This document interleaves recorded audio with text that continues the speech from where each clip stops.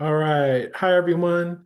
Welcome to tonight's workshop. My name is Tom Fuentes. I am with Bank of Hope. And twice a month, we do financial literacy workshops hosted with Home Again LA. Tonight's topic is managing debt. This is a longer topic because managing debt, there's a lot of like key terms and stuff like that. But so what we're going to do is we're going to cover the first three sections. The reason is like the last couple of sessions are like super specific. Like section four is what happens if debts are in collections, super specific. However, we have the participant guide available for you if you want to check out the other sections. And then you'll also see some apply it and try it sections that we'll reference for the participant guide again. So for our first section, we're going to define and contrast debit and credit. We're going to list in the participant guide in the workshop, you'll see that you're going to be able to list your debits along with key details about them. We'll talk about that. And then explain how debt can affect a financial situation specifically. And then the key takeaway from the first section is understanding your debt is the first step to managing it. Um, and I didn't even realize I didn't have my camera turned on. So hello. Um, Debt and credit. So what is the difference between the two? Um,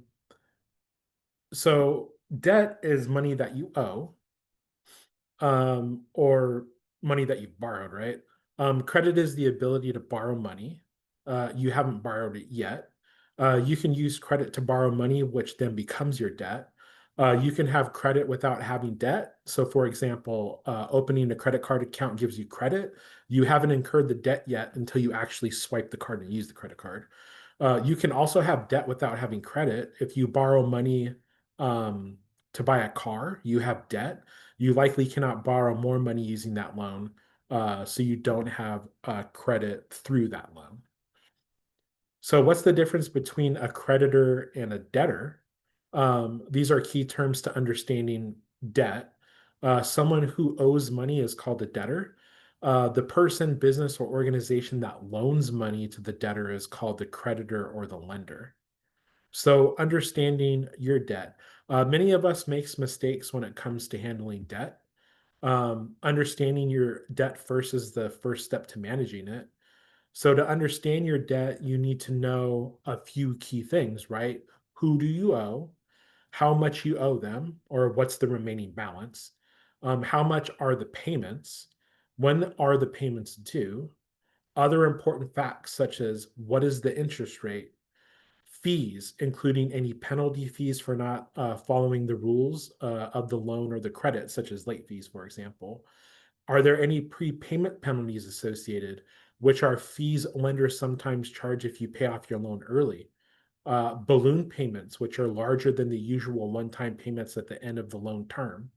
If you have a loan with a balloon payment, your payments may be lower in the years before the balloon payment, but you could owe a big amount at the end of the loan.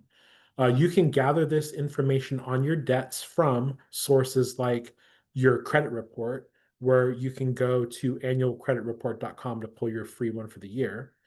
You can also get information from your monthly bills and statements that you receive, any loan agreements or credit card documents that you might have, personal agreements for loans that you might have with maybe family or friends or maybe other people that you've got debt from. Try to gather or determine whatever details that you have associated to your debt. So after you gather information about your debt, it might help to think about why you incurred it in the first place. People get into debt for a whole host of reasons. Um, Purchase assets, for example, cars, homes, and schooling are common assets that people use debt to purchase. Paying bills, or because of not paying them, really. When people can't afford to pay bills in cash, they sometimes incur debt to pay them. For example, you may pay a utility bill with a credit card, for example. Debt can also result from not paying bills. If you don't pay your bills from a medical visit, for example, you can incur medical debt. Cover unexpected expenses or emergencies. If you don't have cash set aside for emergencies, you might get into debt for replacing a broken refrigerator or doing a car repair or fixing your house as a result of a disaster, for example. Buy things you wanted or needed. People incur debt to things like uh, eating out, holiday shopping, which is we're getting into the season, or purchasing clothing, for example. How debt can affect your financial situation. So debt can affect your financial situation because you will need to use income you receive in the future to make payments on your debts. This is sometimes called obligating future income. In other words, you'll have fewer choices about how to use your future income because you'll need to use it to repay some or all of your debts. You'll generally pay interest and sometimes fees on your debt until you paid in full. That means you're paying more money than if you paid for them in cash. You may not be able to reach your goals, or you may reach your goals later than you had planned or hope for. For example, if you have too much debt, you may not qualify for a mortgage or be approved to rent a house, for example. It's also important to know how you can understand your own personal debt. And because all of our situations are unique from each other, I invite you to check out the this try it section or this apply it section in the participant guide. What you're going to get from today's exercise is the key terms necessary to kind of help you fill out this section. And essentially, what you're going to do on this apply it in understanding my debt is gather information on your debts. You're going to complete the table that you can see partially here, and then answer the question. Um, this will help you start to understand your debt and get to know it a lot better. So, what are some of the things that you're going to need in order to fill this table out? You're going to need your credit report, so get that. You're going to need any monthly bills and statements associated, loan or credit documents, and again, personal agreements that you might have. And then we're going to fill the table out from left to right. So essentially, what we have here is who do you owe the money to in the left column, the total amount that you owe, what the payment amount is, what the due date is, and if there's any interest associated to it. And then we're going to fill out, and I don't think we have the rest of it here, but I can verbally explain it. Once you've filled the table out, how did you get most of your debt? So what you're going to do is you're going to check off various boxes. And those boxes are you purchased assets, you paid bills, for example, using a credit card to pay a utility bill. We already discussed that. You did not pay your bills. It was a covered unexpected expense or emergency, or you bought things you wanted, or you bought things you needed. So you'll be able to put your own specific debts into these categories. This is going to be important for a few different reasons. One, you're going to be able to identify those debts that you're able to eliminate. Because one of the things that we always talk about in trying to be financially healthy is we can only increase our income in one of two ways. One, we can bring in more income either by getting promoted, by finding a higher paying job, or by monetizing a hobby, for example. But the only other way to increase income is to eliminate debts. So when you fill out the debt table and then you check off items such as in the category of things that you wanted instead of things that you needed, maybe you can eliminate some of those things that you wanted in the future so that you have more money going forward.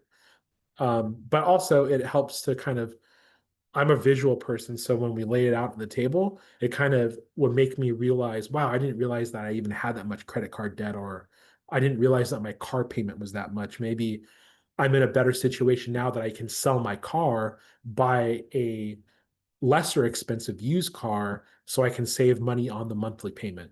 Those kind of reasons of why we're going to fill the table out. So that actually brings us to the section one close, which is understanding the key terms of what debt are, identifying what your debts are really the first step in being able to bring you to managing it. Now that we've talked about identifying your debt and putting them into categories, Let's actually talk about how it works in the next section, right? So we're going to define key terms related to debt, explain how different types of debt work, particularly installment loans and revolving credit.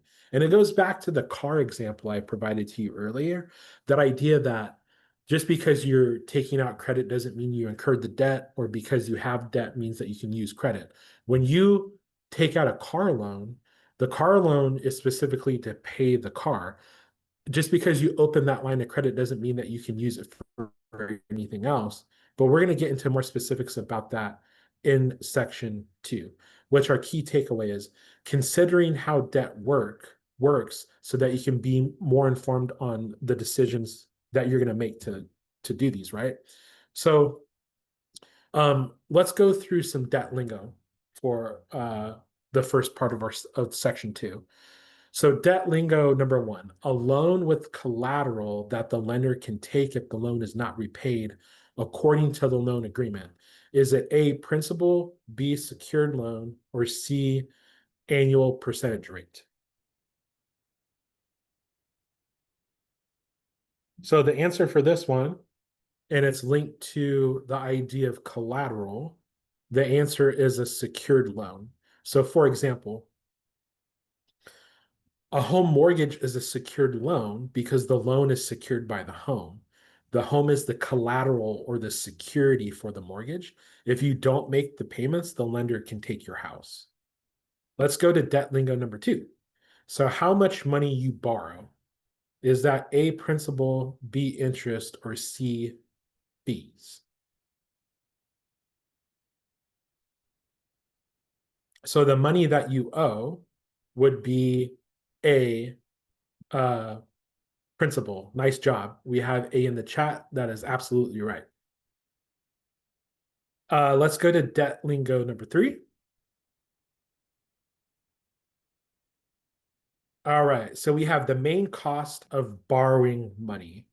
Is it A, current balance, B, interest, or C, credit?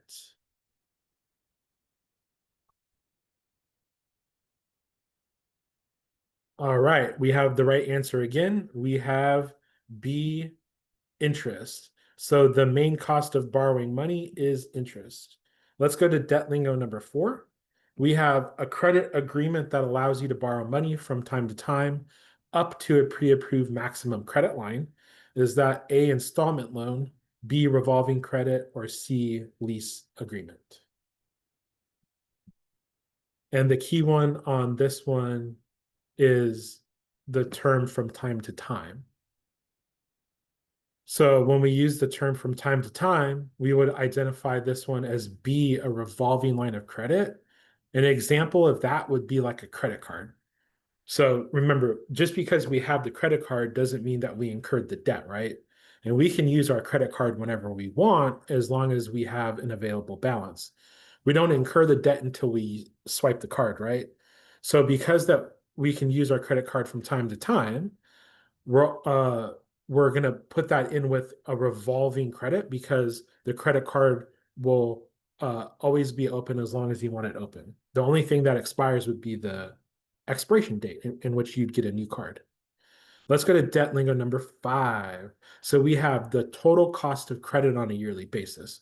Is it A, annual fees, B, annual agreement, or C, annual percentage rate? And the key term on this one is the yearly basis example on there. So we have,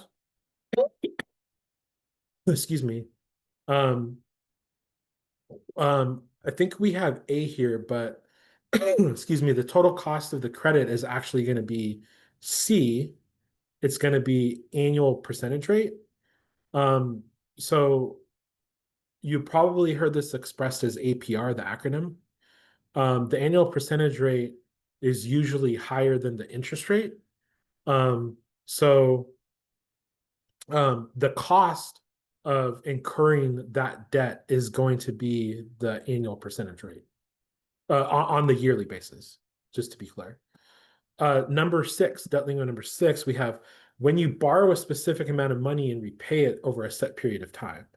Is it A, revolving credit, B, principal, or C, installment loan? And then the key emphasis on this one is the term over a set period of time.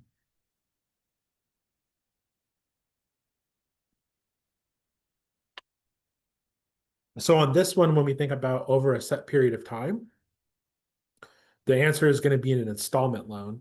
And an example of this would be like a car loan, a student loan, or a mortgage. So over a set period of time means usually when you buy like a new car, I think most typically financing is between 60 and 72 months, for example. So that means you have that specific amount of time to pay off the car. A mortgage, for example, the two most typical mortgages that you would take out to buy a home would be a 15-year or a 30-year mortgage. So an installment loan in that case would be you have 15 years to pay that mortgage or 30 years, depending on what mortgage you take out. Debt lingo number 7, a loan with no collateral. So different than our debt lingo number 1. Is it a secured loan, an unsecured loan, or a mortgage? And then I'll give you some examples of what that is. So something with no collateral would be unsecured. So it's not secured by anything. Remember debt lingo number 1, a loan with collateral, the example was a home mortgage. The bank is using your home as the collateral.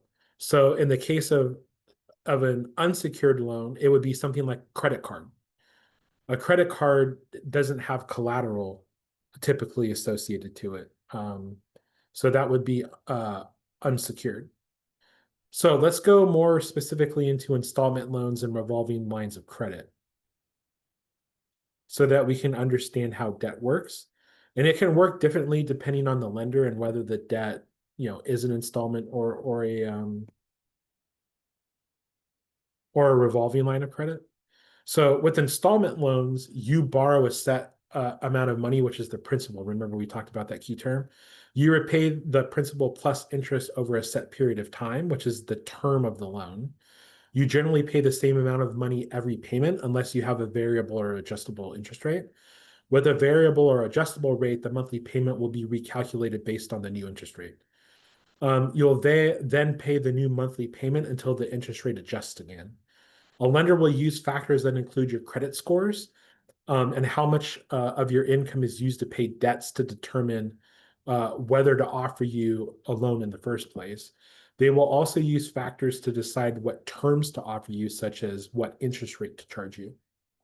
So with revolving credit, you borrow up to a maximum credit limit. The most you can borrow is the credit limit, is generally set based on credit-related information that includes your credit scores and how much debt you have. The amount that you pay is based on how much credit you've used. You must pay at least the minimum amount due with every payment, and it's typically between 1% to 5% of the outstanding balance. But you can absolutely pay more than the minimum. In fact, if you can, it may be a good idea because you can pay it off sooner. And then we have this example in the participant guide that you can check out after the workshop. And we have this scenario uh, with Zoe in trying to understand her situation and how it relates to an amortization schedule. So Zoe knew her credit needed some work. She learned her bank offered something called a credit building loan. The credit building loan would allow her to borrow $1,000 and repay it over 12 months at 12% interest. Her payments would be reported to one of the 3 nationwide credit reporting agencies. As long as she made her payments on time and as agreed, this would help her improve her credit. Now, I don't think we have the amortization. Oh, we do have great, we have the table. So essentially, what you want to check out in this particular apply it section is the amortization table specifically. And what that is, it's at the bottom of the screen. And you'll see in this table, it's 1, 2, 3. And remember, we said that this is a 12-month loan at 12% interest. So let's use line number 1, for example. We can see that, remember, she borrowed 1,000. Her minimum monthly payment's 50. So the principal is 40. That's the amount that she needs to pay back, but she's being charged 12%, right? APR. So the interest is going to be $10. The reason I want you to check the full table out to see all the 12 months is that when you go through line one and go all the way to number 12, because remember, we have 12 months of payments, I want you to see how much money is being applied to the principal of the payment and how much money is being applied to the interest. And then you'll see at the end of the table, it's paid off. Two takeaways I want you to take from this. One is lenders make their money up front. And what you're going to see by this, and you can see in the beginning here at the bottom in the interest table, see how the interest amount goes down? First, it was 10, then it was $9.60, then it was 9.22. And the amount of principal is you're starting with a higher number, okay, the amount that's being paid, and see how it's going down. So essentially what they're doing is the lender is front loading the interest payments. They're getting paid first. And then what you're going to see is something interesting is that when you get down to that 12th payment, the amount of interest that Zoe is paying is only 89 cents. That's how much they're front loading the interest. They want to get paid up front. It's crazy. So I want you to see that, and you're going to be able to see how she's able to pay this 1,000 off over the 12 months. So check out that amortization table. Okay. And eventually it'll help you understand how that revolving credit works so that you can know how to pay down the balance essentially. Okay. And it lets you really know how the APR works and is associated to it as well. Let's talk about fees. All right. So loan and credit agreements may also have fees. Fees are additional charges that are not associated to the interest that you're going to be charged. So for example, credit cards may have an annual fee for late payments, fee for going over the credit limit, and perhaps other fees too. Car loans may have a documentation fee, a closing fee, and other fees also could be associated with them as well. The crazy thing is a documentation fee. Can you believe this? This is also associated with mortgages too. They charge you for everything. There's like a paper fee too sometimes. Anyway, but make sure that you understand the fees you will be charged to get and continue to have the loan or revolving credit. The fees you may be charged if you don't repay the loan or credit agreement on time. There's also things associated to prepayment.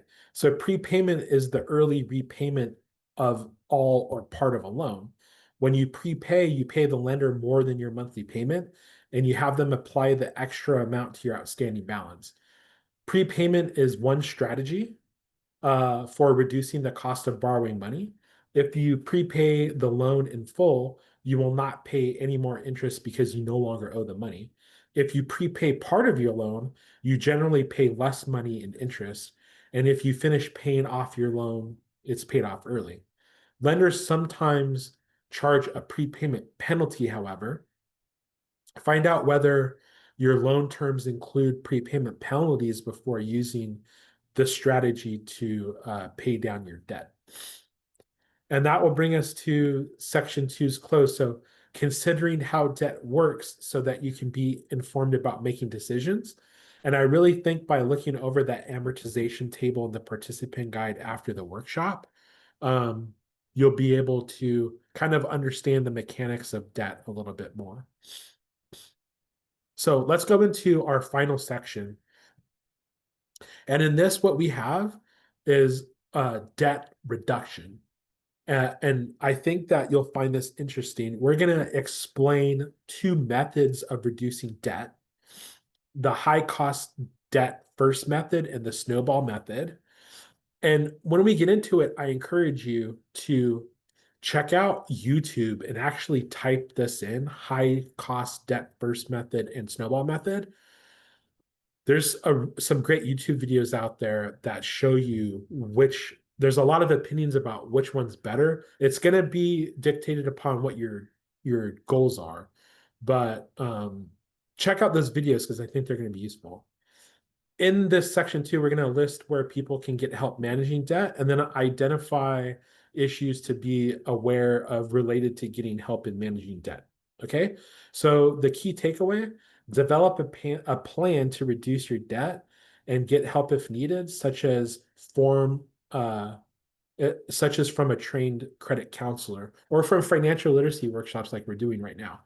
And let me put one more personal spin on this too, because I found myself in credit card debt and student loan debt. And I had to adopt the correct method for me in paying these debts off, because before I even started putting effort into building up a savings account for the purpose of an emergency fund, and then for a savings account just so I could start building wealth, I needed to, my plan for me specifically was to start paying down and then getting rid of my debt simply because the interest rate was killing me. Um, so I had to develop a plan, and I literally wrote it out on a piece of paper. Um, so hopefully you can find one that works for you. Here's the strategy specifically. So high cost debt first, snowball. So many of us want to reduce debt. I was in those shoes. It's not always easy, but if you can but it can be important to reaching your financial goals. So it's totally worth the effort putting into it. The two general strategies, high cost debt first method, in which you first pay off the debt that has the highest cost to you. That's usually the debt with the highest interest rate. And then the snowball method, in which you pay off the debt with the lowest balance first. Note that both strategies work best if you avoid incurring more debt while you work to pay down the debt you have. So, like when I was implementing these methods, uh, I wasn't incurring any more debt. I wasn't opening more credit cards. I didn't buy a car. I was just trying to focus on the money that I had already borrowed. Neither strategy is better for everyone. It depends on your situation and preferences. We'll talk more about advantages and disadvantages of both. And in this apply it section, my plan to reduce my debt. Check this out after the workshop. And essentially, it has each method and the advantages and disadvantages of them. Let's go into those, but you can check that out in the participant guide. Let's talk about the high cost debt first method first. The method has the advantage of saving you money because you pay less interest. The disadvantage is progress may feel slower. So here's how it works. List your debts in order from the highest cost to the lowest. The highest cost debt is usually the debt with the highest interest rate.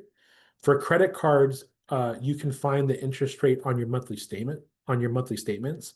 For other loans, you can find it in documents you received when you first took out the loan. It may also be on your account statement if you get one. If you are still unable to find the rate, contact your lender. Pay the amount due on each debt you listed so the lender receives it by the due date. So for example, this could be the minimum monthly payment for a credit card or regular monthly payment for a loan.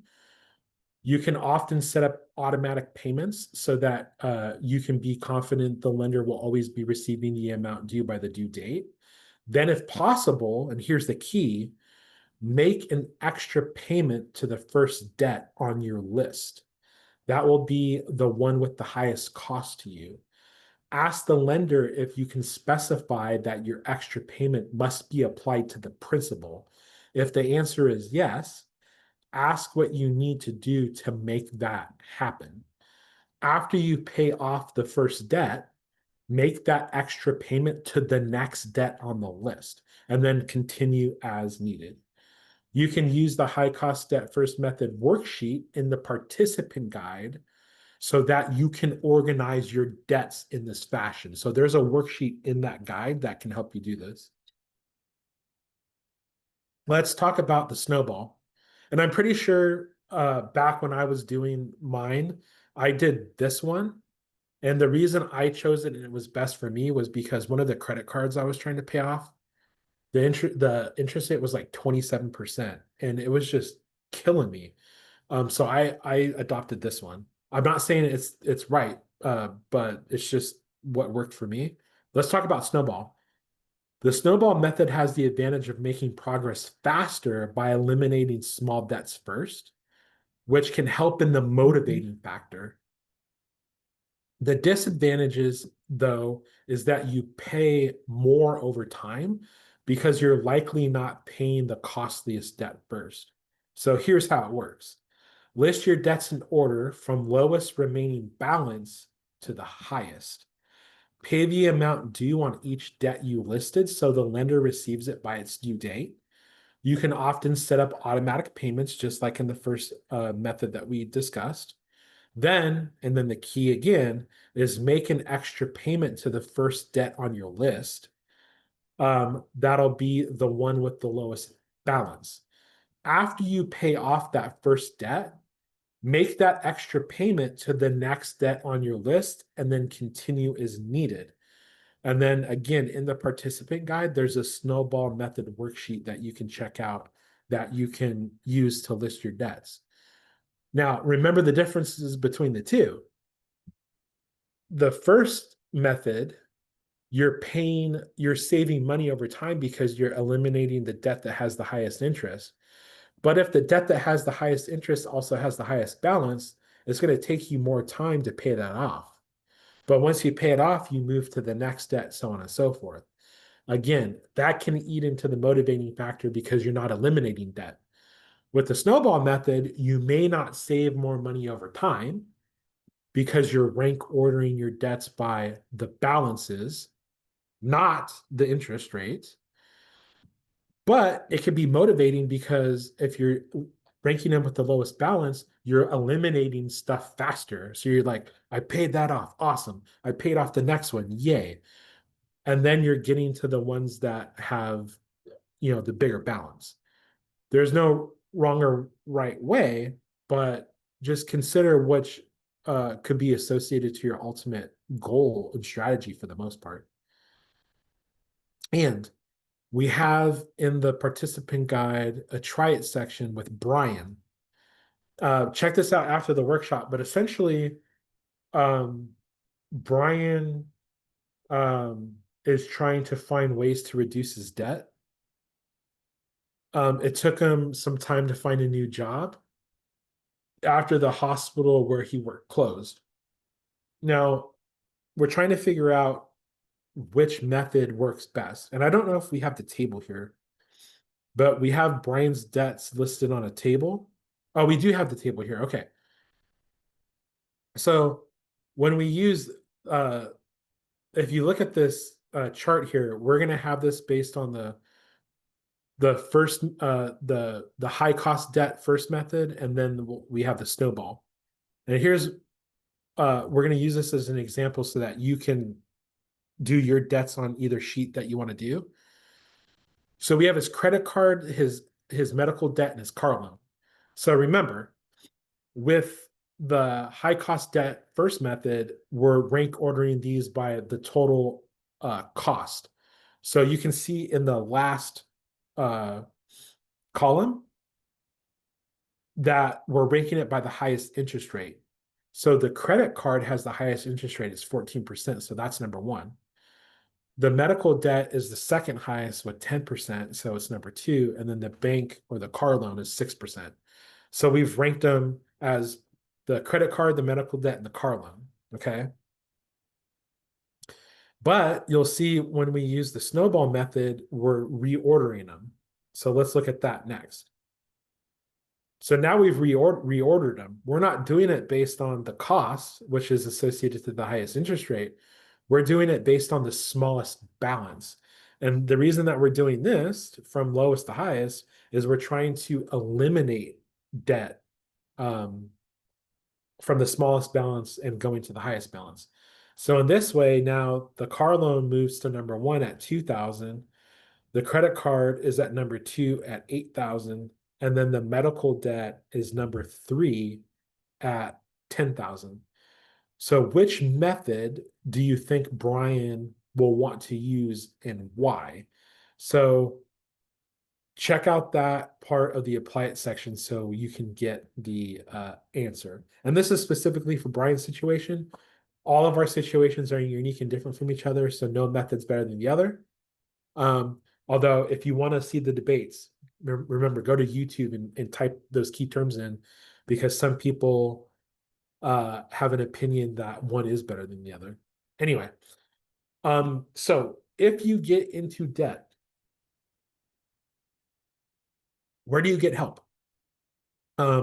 Back when I was in a lot of debt, I wasn't yet doing the financial literacy. I wasn't yet involved in knowing these key terms and concepts. So I was trying to seek help wherever I could as well by internet researching and going through a whole bunch of methods, to kind of help me through it. So where do you get help?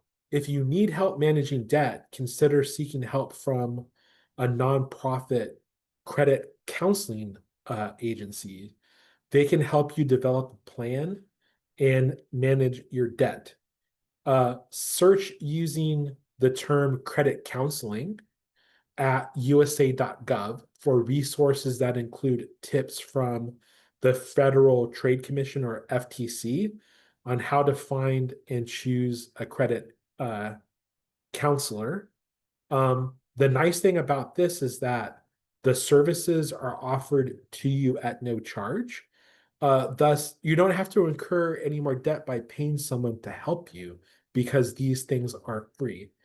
You can also seek out nonprofit agencies in your community for organizations that have financial literacy workshops, like Home Again LA. So there's resources at your disposal that are often free of charge that you can kind of pull ideas from as well.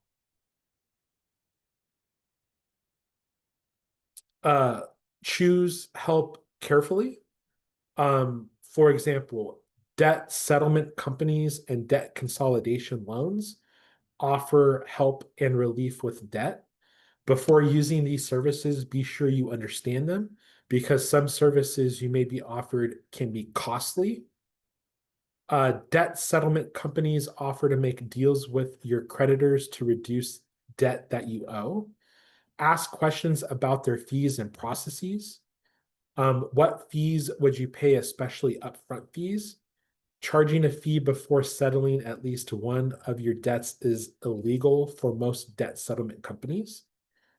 What will they do for you?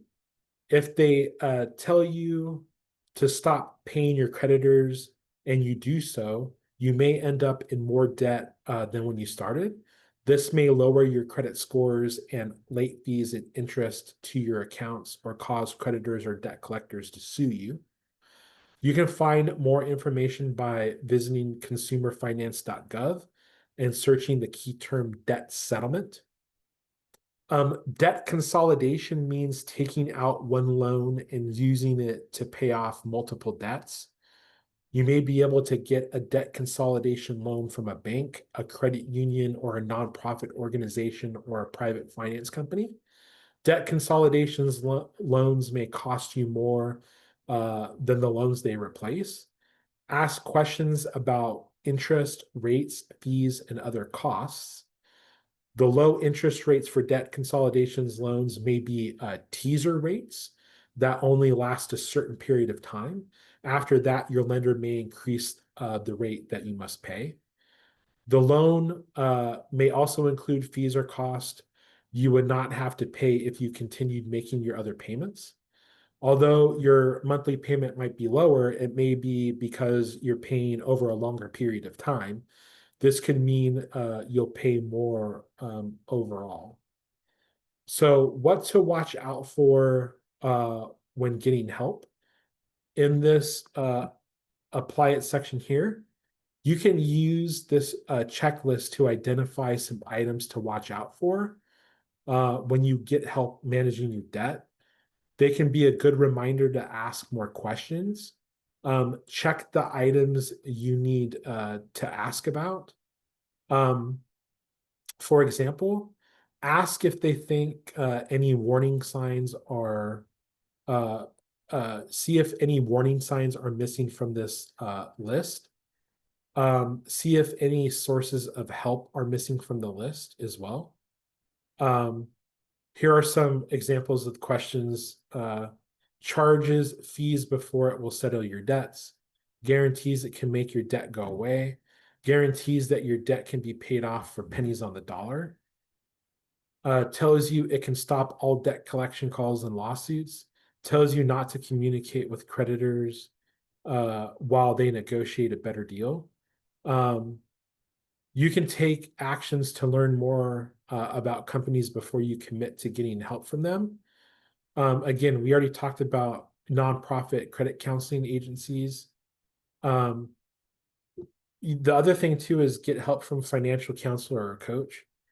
Um, Check with local nonprofit organizations or even your financial institution to see if they have a counselor or coach available. Check with your state attorney general's office. Find out if the company that offers to help you with your debts is legitimate and whether or not there's any complaints against them as well. Read about others' experiences through ratings and review sites. I kind of do that with everything for the most part. Actually, something that came up today, I want to go back to the this slide real quick. I actually got a pre-approved credit card offer in the mail today. And this actually reminds me of a method that I used to get myself out of debt. And it reminds me of the debt settlement and debt consolidation. I sought this out originally to get help personally. I ultimately didn't go with them because the interest rates were too high. And I'm not saying this is a good method for everyone because it involves opening another line of credit. But really, the first step in the positive direction I had to start paying my debts down was when I opened up my one and final credit card that I have now, which is my Chase Freedom card. I opened it up that years ago, and the reason I did was because they had an introductory offer where I was able to get a balance transfer free of charge to be rolled into my new credit card. And it was 0% interest for the first 12 months. So essentially, I opened that credit card. I transferred in the balances from my other credit cards. I brought those into this credit card. I did not use the credit card. I essentially used it so that I could pay 0% interest within that 12 months. And I did my best to pay off the entire balance within that 12 months since I was getting free interest. And I think it's very rare, and I don't think it happens now where you can do a balance transfer without any fees associated. They usually charge you a minimum of $10 up to like 5%. Um, so make sure you read the terms and conditions. But that was really the first step in me trying to be positive about paying down and paying off ultimately the credit card balances I had. So that actually brings us to this section's close and actually to our workshop close. Developing a plan to reduce your debt and get help if needed, such as from a trained credit counselor. Um, Let me stop sharing. I'm happy to answer any questions that might have come up. But hey, Lisa, Hey, but seriously, that is now that my mind is being sparked, the first thing I did. And getting that credit card offer in the mail today was like, oh yeah, because I remember talking to my wife at when we had lunch today. Like that's how we first started doing it. We opened up that credit card, took advantage of the 0% interest, rolled in all the debts into that card, and just chipped away at them instead of paying the high interest associated to each card. Um, but just another kind of method as an alternative to debt consolidation. I guess that kind of is debt consolidation, really, in a different form. Anyway, yeah. alrighty. Okay, well, thank you so much, Tom, and thank you to everybody who's here. We appreciate you guys, and hopefully we'll catch you guys next time around. Our next one is in November. But yeah, stand by for the email. You guys will get it soon. Yeah. All right. Thanks, y'all. Thanks, Uh, Lisa. Thanks, Tom. Appreciate you. See ya. Bye. Bye.